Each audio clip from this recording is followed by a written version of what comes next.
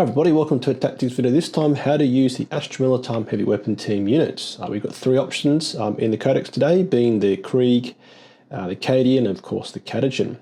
Three very different kits. Obviously the Catachan are a very old kit, probably like 25 years old.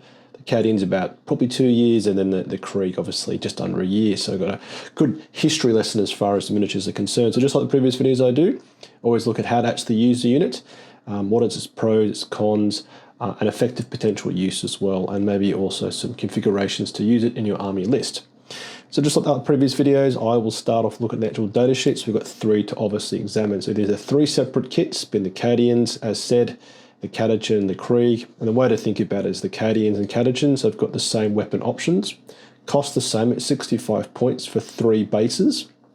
Now a key detail is the Cadians are on a 50mm base, and despite what it says here on Warhammer, which is a free interface for 40k rules, the Catachans is a 60mm base, which is the the base size, the bigger, older base size. Now the Krieg heavy weapon squad is 4 miniatures, of which one is a single bloke. The other three are the 50mm bases, little tiny bases for the individual weapon platform, and that costs you 75 points for the 4 miniatures. So 65, 65, 75 as at September of 2025 for the three kits, with 3 bases for the Cadians, 3 bases for the Catachan, 4 bases for the Krieg heavy weapon squad, to which 3 are actually heavy weapons there. So on the Cadians and the Catachans, you've got the options of taking 3 of the same or 3 different. Now, broadly speaking, if you want to keep things nice and simple for yourself, stick with 3 of the same. You can of course play different ones, but you could just be confusing yourself. So I suggest just to go with 1. Therefore, just one set of rules, and it's nice and easy, as opposed to saying las cannon, heavy bolter, auto cannon. You've got to look at that. So it does speed up gameplay. So the options you got for the Cadians and the Catachans is auto cannon, heavy bolter, las cannon, missile launcher, and a mortar. Now, with all of the weapon systems in here, they've all got the heavy keyword, which means if you stay still, remain stationary, you're getting +1 to hit. Now, that of course cites in the fact you're hitting on 5s, organically, this is called 5+, which means if you don't get an order or you don't stay still, you're effectively hitting on 5. So if you do stay still, plus you get an order, you could be hitting on 3s, which is actually pretty decent. But of course, just think about when we get into the back end of the video is if you're keeping still and you're shooting something, it means they can shoot you back. So we'll think about that in a second. So as I said, you can say auto cannon, heavy bolter, las cannon, missile launcher, and mortar. And they're all point costed the same. So you pay 65 points and you can plug and play whatever you like there. Now, I won't go too much into the weapon systems themselves, but the key ones to look out for is like a las cannon is super spicy. It's only 1 shot, but it's 12 AP3 D6 + 1, so very good against vehicles. And the mortar on the other end of the spectrum is indirect fire, means you can shoot over terrain without seeing stuff, with D6 shots at strength 5, AP 0, and 1 damage. So we'll get into weapons in a second, but I'm going to move quickly over the weapon systems themselves. Now, the Cadians and the Catachans share the identical keywords, also do the Kriegsman, which is infantry, grenades, Imperium, and regiment. So these are all good keywords to have, and we'll speak about why in a moment. And then just quickly jumping ahead, is that these units can't be led by any characters, so you can't attach a Cadian Castellan or a Commissar to this. They're just by themselves, so they can't be attached to anything at all. Yes, you can't be led by any epic heroes or any heroes at all, any characters. And then quickly, some other small little things to keep an eye on is the Cadians also have las pistols. So you've got a little bit of extra shooting there, which will come from, I think, the side gunner, the assistant gunner, whilst the Catachans have got las guns. Okay, a little bit more DACA there. You've got longer range, you've got rapid fire. And then the Kriegsmen, they've got las pistols, and also, of course, the Coordinator's got a las pistol as well. So if you do get stuck in combat, the Krieg and the Cadians can shoot at las pistols, versus the Catachans can't. They've got las guns. All right, so that's the Cadians, and the Catachans have got identical weapon profiles, and the Krieg heavy weapon squad, which you pay 75 for a bit more, is interesting. Is you get the option of a Krieg heavy flamer, which is, of course, automatic hits at 18-inch range, which is quite a long-range flame. It's the same as the Hellhound, which is good. is strength 5, AP 1, and 2 damage. So a 2 damage flamer is no joke. That is very unique for Astra Militarum. There's no other damage 2 flamers besides the chem cannon on the Hellhound tank, but this is a very unique profile for Astra Militarum. So remember, of course, it ignores cover, so your AP1 is effectively AP, well, it's AP1, but it ignores cover, so very helpful. Could be AP, if you use AP2. The last cannon's the same, and then you've got the option of a twin Krieg heavy stubber, which has got all the keywords. It's got heavy, so you get +1 to hit, but then you've got 6 shots within 24, rapid fire 3, range 48, twin linked at 611. So a bit of extra DACA there. Now, I brushed over it, but I moved over quite quickly. But when you look at the core rules, do remember the Krieg heavy weapon gunners can only move 4 inches, but I've got a 4-up save and they're OC1 because it's just one single dude, yeah? You can see it's actually one single guy operating that weapon system versus the other 2 options. They are moving at 6, 5-up save versus a 4-up save, 2 wounds, and an OC of 2. So the OC is the one to keep an eye on, is that you've only got essentially here OC4 with 4 miniatures, but here you've got OC of 6 with 3 miniatures, yeah, because they're OC2 each. But the key call out is the Cadians and the Catachan are 5-up save versus the Krieg are a 4-up save for the actual weapon system. Cool, 75 points for 4 versus 65 for 3. So now let's look at their abilities. So the Cadians have got an interesting one, which is if you're firing Overwatch, you hit on 5s, which is good. And if you're in 6 inches of friendly platoon, that's going to be the command squads and the battle line units, you're hitting on a 4. So that means in Overwatch, you're actually pretty scary potentially. Now the Catachan, they then have got Scout 6, which is helpful. So that means you can obviously be quite aggressive with these or be a bit more passive and move them around potentially. And then a really cool rule they've also got as well is Bring It Down, which against monsters and vehicles get reroll 1s to hit and reroll wound rolls of 1 as well.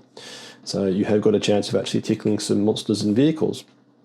Now the Krieg, hey, they have got what is called Final Duty. So as long as the fire coordinator model is alive, every time one of the heavy weapon gunners is killed on a 3-up, they can shoot as though it's the shooting phase. So this is very good, which means obviously if they're killed in your opponent's turn, you can then shoot for free if you roll a 3-up. Now, the key thing to remember is you need to keep the fire coordinator alive. So you're going to have to coordinate which model is killed off first, but obviously probably have that guy left alive as you kill off all of his gunner mates so they can shoot. So to summarise, the Cadians and the Catachans are the same fundamentally. Their abilities are different. You can Overwatch better on the Cadians. Catachans you can Scout move, and you also get rerolls to hit and to wound against monsters and vehicles. And the Kriegsmen move slower, a bit more survivable, but they can shoot on death, is the way to kind of think about it. Then very quickly, when it comes to transports, they have changed this in the Codex, where essentially one of these weapon platforms takes up the space of 2 models. So if you've got firing deck 2, I think it is, on, say, a Chimera, only one of these can shoot. Previously it could be 2, so they've changed that, which is a bit of a shame. But it's quite nice to have, these guys shooting out of flamers, out of Chimeras, which is always very nice. Right, now let's go to the structure of the standard video I follow, which is the negatives, the positives, effective use, and optimal use in an army list. So what are the negatives of these units? They won't survive very long, like pretty much all guard infantry. So as you saw, they're a toughness 3, 5-up save with 2 wounds and a leadership of 7 on the Cadian and Catachan. And it's the same thing, except it's a 4-up save for the Krieg heavy weapon squad. So regardless of how you look at it, they're very squishy. Anything serious shoots at them, and if anything serious stabs them, they're going to die. Let's agree that. Now you'll do nothing in melee, and that is going to be the same like most guard infantry. So this is purely a shooting unit, just a key point to make. And they won't operate independently. There's a key exception to that, is that given they've got a ballistic skill of 5-up, unless they keep still and shoot their target, you're going to be hitting on 5s, which is horrible mathematics. That is terrible. So they need to be receiving take aim at a minimum to actually contribute to your game plan. Otherwise, they will just simply miss because hitting on 5s is terrible. Now, with that being said, with that factored, is they won't reliably do huge amounts of damage. So the reason why I'm saying this is, again, if you're only getting to hit on 4s, it doesn't matter if you're taking a super spicy las cannon, and maybe got a super spicy las cannon shooting into a monster or a vehicle reroll wants to hit, but hitting on 4s, reroll 1s is horrible. Let's agree that. So that is the key thing which could make this unit very unreliable, with some key exceptions we'll speak about in a moment. But just that's the key point, is that despite what could be quite nasty weapon profiles, the las cannon is the best example, you may just simply miss completely to start and then you don't do any damage. That for me is a huge one. Now, 65 points for the Cadians and the Catachans, 75 for the Krieg. They feel a little bit expensive.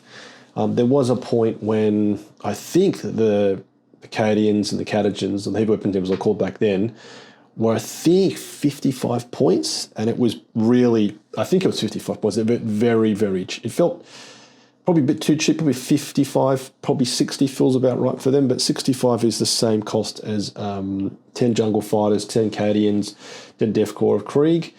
So at 65 points, you're always going to be looking at, do I just take more bodies, or do I take this unit which can do some damage? They feel a little bit expensive.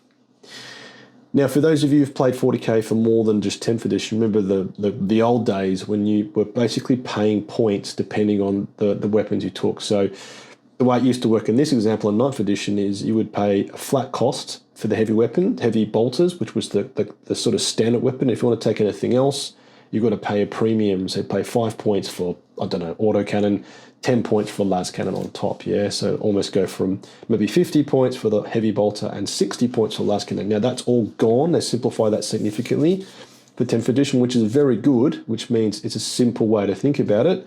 I think this unit's a very good example where you're kind of pushed into either taking two, which I think are the best weapons for this unit, which is a las cannon or a mortar. Yeah, because if you took heavy bolter, a missile launcher, which looks really cool because you've got the actual dude there with the assistant gunner with the spare round, it's almost like you're paying a tax for a weapon which isn't as good, pragmatically speaking, as a las cannon. For direct fire, if you want to take a mortar, again, it's like the auto cannon heavy bolter. They're just not that good compared to the las cannon. You could debate this, but this is what I want to call out for this unit is 65 points. If you took auto cannon heavy bolter, missile launcher, you're effectively taxing yourself because you should be taking a las cannon, and that's my perspective. Hope that made sense. Yeah, now the mortars, and we'll get on to effective use, are very meta dependent. So if the meta starts to really go towards basically Xenos armies, which are either one wound models like Eldari, or have a weak save like Orcs, that's when it's a very good weapon system, the mortars, because then the AP isn't an issue because mortars are only AP 0, and then obviously also being 1 damage means against Eldari you're killing a single elf versus against Space Marines, for example, they've got a 3-up save, and then you're going to leave them on a wound because pretty much all Space Marine models now have 2 wounds. So the mortar is very meta dependent and depends on, of course, your local meta and then obviously the wider meta, the meta space. And I'm not as close as I used to be to how it's going now, but if, for example, Space Marines are doing very well overall, mortars aren't going to be as effective because you're going to be hitting someone with a 3-up save and they're going to have 2 wounds as opposed to 1. But again, if there's loads of Orcs out there or Drukhari or Eldari, then maybe the mortar has a lot more play. So the key one here is they still feel a little bit too expensive, but they're not a crap unit by no means. They're not like massively overcosted, and there are ways to use them, which I'll speak about in a second. Now, what's their positives? So they've got a deceptively wide footprint, particularly for the Catachans with their 60mm bases, is that if you space them out 2 inches apart to maintain coherency, you can get quite a wide footprint. So they're quite good at screening the backfield. And that's really how you can really maximise the use of mortars. So protecting your back objective maybe, home objective, and of course screening out any deep strike or reserves your opponent may have. Nowhere said they've got infantry regiment and the grenade key, which means you can use the grenade stratagem. Fantastic. Infantry means you're not restricted in movement in the sense you can move through terrain as opposed to vehicles or mounts have to go through terrain, most terrain features. And then regiment is super important. It means that the army rule applies to this unit, so you've got voice of command. Numerous detachments support this unit, and there'll also be the odd stratagem as well. This is in direct comparison to, say, Rattlings, Ogrins, and Bulgrams, which don't have regiment, which means they don't benefit really from the army rule, obviously, nor most attachments. So this is a unit which gets that. A good example, potentially also where it's supported by stratagem, is in the combined arms attachment. They, of course, can be the reinforcement unit you bring in for 2 command points, so you get effectively 2 of these. Although probably you'd typically do that with, say, Catachan or Scions, depending on what you're playing, of course. Now, if you do take the mortars, this allows you to play uninteractive 40k. And what I mean by this is that you could spend, theoretically, which you wouldn't, 5 turns shelling your opponent, and if they did nothing as well, you would win the attrition game. You're not going to spend 5 turns doing nothing, but you get the point. It's almost like you could, in turns 1 and 2, where there's minimal interaction, you're doing damage to your opponent whilst they're potentially doing none to you if they've got no indirect and if you've been quite good in your deployment. So mortars and in general indirect firepower allow you to play an attrition game that, again, if your opponent doesn't do anything, you will eventually win that. That being said, again, if you're firing mortars into Custodes, for example, you're kidding yourself you're going to do any damage because they've got a 2-up save, you're winning on 5s. But again, if you're playing an opponent which has got loads of squishy stuff or low saves, that's when it can really help. Then the Catachans and Death Corps have got some interesting abilities that boost their potential. So the Catachans, which can scout, and they get the real ones to hit and win against monsters and vehicles, gives you more early gameplay and also more increased lethality. And the Death Corps, who can shoot on death, means you pretty much have them longer, like one more turn of them being alive. That kind of makes sense. And there's definitely some really good play you can do with the Death Corps. We'll speak about in a second. Now, that all being said, I spoke before they're not reliable for doing damage, and they're not, but you can make them more deadly, and we'll speak about in a second. But even still, 65 points, 75 points, you're still getting a lot of firepower. 65 points for 3 las cannon shots is still pretty good. I mean, it's not nothing. And if you do support them the right way, maybe you give them fields of fire in combined, and then maybe they have kept still, and you give them take aims and hitting on 3s, means that you could, really tick a lot of vehicles out there, or just simply eradicate through Space Marines, because you've got AP4, you're winning on 2s, hitting on 3s, so they could do a fair bit of damage, Always got to be quite balanced, because you're hitting on probably 3, 4s most of the time, because you have to move to see the target, then shoot and receive an order. But they can, you're still getting a bit of firepower. But that being said, it's still, as per my negative point, is that, if they were 60 points or 55, there'd be a really good inclusion. But again, 65 points in direct comparison to some Catachans, some Death Corps, or some Cadians. It's like, just take more infantry for playing the game. So how do I view effectively using this unit? So I kind of see the role of this unit as a cheap damage inflicting unit, not inflicting damage, or anyway, the English makes sense, is that they're fundamentally a cheap unit which inflicts damage. Given they don't have high OC, really, you can't play the OC game too well. Of course you can if you've got the bases with 2 OC, but really this is a unit which does a bit of damage. So then it's the question of which route do you go, because I kind of see it as, well, there's 2 obvious routes. There's the indirect route, which is the mortars on the Cadians and the Catachans, or this direct fire route. Now, if you go the direct fire route, you are fundamentally a glass cannon. Like, this is the ultimate in the glass cannon, because, your toughness 3, 5-up save. You're going to, again, if anything scale looks like you're going to die. Okay, fine, maybe you're playing to someone who has minimal shooting output, and their shooting output is limited to 24 inches. Just pretend. So in that case, you are going to win the shootout, the longer range shootout, so you could be quite aggressive in deployment, put them in a position where they dominate a firing lane, and given they're keeping still, they get taken, you get hitting on 3. So that could definitely happen. But broadly speaking, the way definitely in the competitive, at least UK TC terrain setup is at the moment is that if you're sat out in the open, someone can get within 24 and shoot you. So let's be clear, if you are going to play the direct fire game, either you come out, do loads of damage, kill whatever you want to kill, maybe survive, or probably more likely just get blown off the board by whatever else looks at you. So in my perspective, the best direct fire weapon is going to be the Krieg Heavy Flamers, and we'll speak about that in a bit more detail. But they, for me, feel like the best because they're going to hit. You're definitely going to hit. You got, what is it, D6. So you've got 3 D6 at 5 AP1, 2 damage. So 2 damage is really what makes it quite nice, is that you could one-shot some Space Marines. And of course, Torrent means you always hit. And at AP1 ignores cover. Essentially, it's AP2 because everything has cover these days.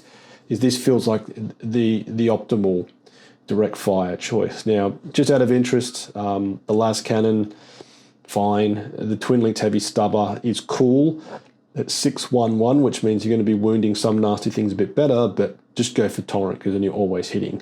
And then this unit doesn't need an order. Yeah, this one doesn't need an order because it's getting obviously automatic hits. Sure, you may want to make it move quicker, but again, from a shooting perspective, it doesn't need an order.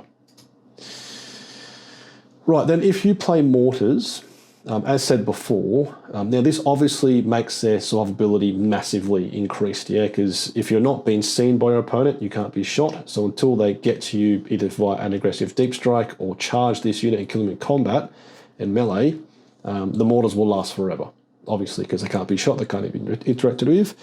Is that if you play mortars and use them properly, they can live the entire game. And as I said before, they're putting your opponent on the clock. Because as you continuously do damage, that forces them to come forward, and in Let's Pretend you do really hot on all your rolls, you blow up the unit holding their back objective, that forces something else to go onto their back objective and not play the game. Now this then really gets into the way I've thought about, if you really want to play indirect mortars, and this again depends on the meta you're playing with, the option I would personally go with is the Catachans, and the reason is here, in this exceptionally wordy sentence here, is that if you're playing into an opponent where their army is not suitable for indirect, you can instead use the mortar team in the early part of the game as an early trade piece, or an objective monkey, action monkey, or a movement block piece. So again, let's pretend you're going into a tournament or an RT, and then you get paired with a Space Marine player, or get paired with an Adeptus Custodes player, and you're like, this is horrible. Even a Knights play where you're going to do 0 damage from your mortars, is that this is the first unit you would throw out there to actually go and do stuff. And this is why I really believe the Catachan Scout ability is super helpful, because, again, if you get your pairing in a tournament and you're playing Knights round 1 or whatever, you can then use this unit alongside the Scout ability to go about and actually play the game super early, as opposed to using something else which actually could maybe damage the Knights, the Custodians, etc., etc. So that's my kind of thinking is, and I've done it before personally, is I've gone into a tournament with a Catachan mortar pit with 3 bases, been paired into Space Marines or Custodians, and I put these guys on the line, scout move them if I go first or second, whatever, and then they're sort of like an early trade piece. Now, obviously, as I said before, they need orders to function. Again, if you're not, and my cat's just checking something. It's okay, Max. No, not there. If you're not giving this unit orders, except for the Deathcore Flamer, you're essentially they're going to be very ineffective. So they need to be within order range. Now that also impacts if you're bringing in from reserves, because if you're going to do some spicy cool play, maybe bring in, again, super thematic, maybe, I don't know, some Catachan Jungle Fighters or some Cadians with some auto cannons, heavy bolters from reinforcements.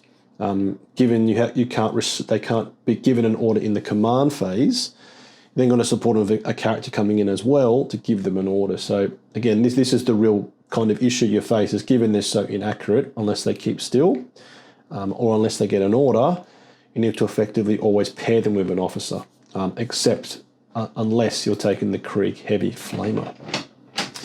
There goes my cat out the cat flap.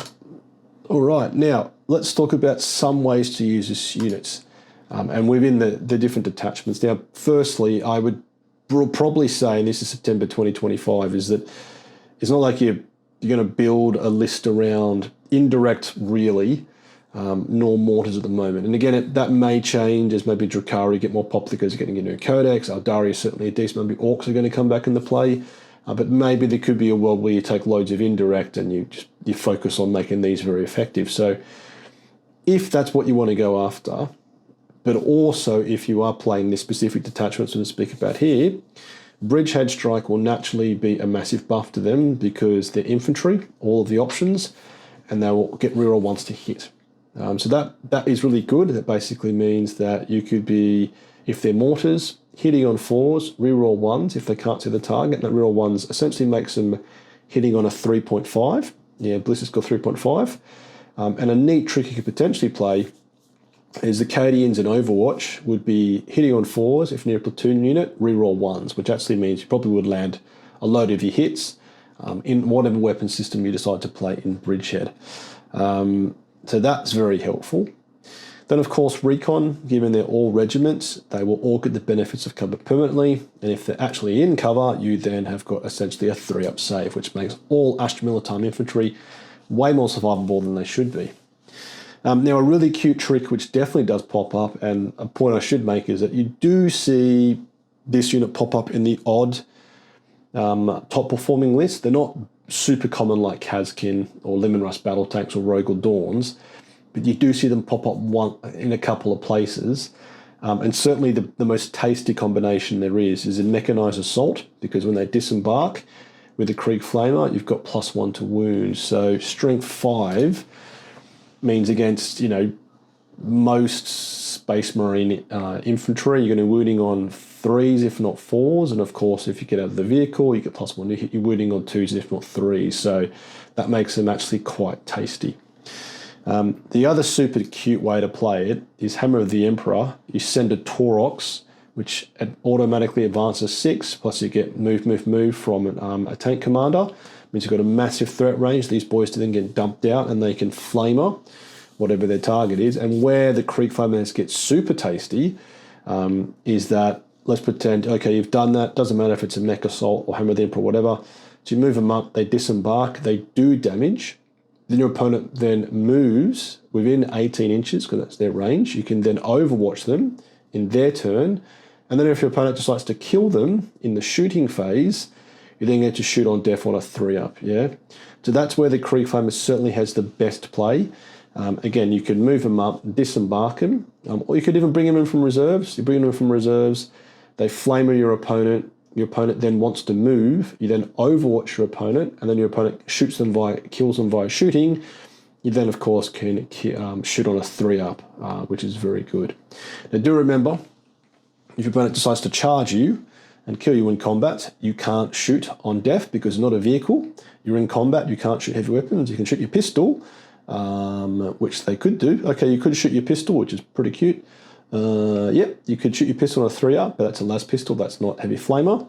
And then the other way, again, is if you've got a cunning opponent, and this is where you've got to be super careful how you use it, is that if you come in, cook something that's within 18, and then they don't move anything within 18 inches of you, it means you can't overwatch, and they shoot you outside of 18, then of course, basically, all the opportunity of that unit is dead. So I would say, and I haven't actually used them personally yet because I've not really seen the use of them yet, and I've painted through, which look amazing, is that you want to make sure that whatever you're going, where you position them, you want to make sure that there's going to be a target within 18 to shoot, obviously, and within 18 to overwatch. And the way to think about this is this could just basically deny your opponent moving into very important places. So the most nasty way to use it would possibly be Hammer of the Emperor, drive a Taurox through a wall, the boys jump out in your opponent's deployment zone, and mean your opponent has to, unless they want to stay in the deployment zone and not move, they've got to move some units around, and that's where they're just going to get cooked by these blokes. So quite tasty there. So 3 interesting choices, 3 miniatures across the history of 40Ks. So a 25-year-old odd miniature set, not even a year, then about 2 years. The Cadians and Catachans, fundamentally the same thing. I personally think the Catachans are the better choice because they can scout move and they're a bit more tasty into monsters and vehicles. And then, of course, the Kriegsmen can't move as far, are a bit more survivable, but can shoot on death with heavy flamer. So, again, 65 points for those 2 options, 75 points for this one. They don't feel horribly overcosted. They feel a little bit expensive. I still think like a 10-point drop on both would make them very, very good. But it could be a bit too cheap. But again, I'm not a 40K rule writer nor in the rules team. But certainly I think there is play. Again, personally, the Cadians, the Catachans, just about mortars for me, and then the Kriegsman is the heavy flamer. So what do you think? What's your experience using this unit? They certainly sort of probably, slid off a cliff in the sense at the beginning of 10th, which was 2.5 years ago. They felt pretty decent, and that was based on the fact that our army rule was basically if you remain stationary and got leaflets, which was a terrible army rule, but it really did benefit indirect. Now, I'd say, again, they're probably not as good as they were at the beginning of 10th, but again, how have you found them? How do you use them effectively? Have I got anything wrong? What have I missed? Always tell me, because I do miss things, I do slip up. And likewise, I'd love to hear how you find this unit, how you use them as well, any of ideas you've got. And I should leave like a little YouTube love heart like thing to show I've seen the comment, which I really appreciate from you, my subscribers and supporters. So if you enjoy this video and want to support me, you can do so with a like, comment, or by subscribing. Joining my Patreon Platoon, we get an assigned miniature at the end of each video in the Patreon Platoon roll call. Simply watching the rest of my YouTube videos, so I cover everything from a hobby aspect, the lore as well sometimes, and also tactics videos like this, where I sort of speak about how to use a unit and think about it more top line, not just get into the data sheet and read it too much, which I do a little bit, but try not to. Super thanks to all my subscribers, supporters, and patrons, as I really appreciate the support you give me as a YouTube creator. Let's get your bayonet sharp, the lads gun oiled, faith for the Emperor strong, Patreon Platoon, sound off. Tank Commander Glenn, Tank Commander Mitchell, Tank Commander Watchdog Van Etten, Lieutenant Burke Nielsen, Lieutenant Smith, Colour Sergeant DuPont, Sergeants Adal, Scott, the Colonel Merrill, Veterans Gibson, Hall, Lundeen, Guardsman Beard, Coquelin, Easingwood, Hills, Lyons, Malik, Nitton, Medicae Rolfe, Tontkin, Conscripts England, Evan Gunn, Goodwin, Honorary Members Balgrim King, Syker Smith, Cyan Gaylard, Aquilon Nassine.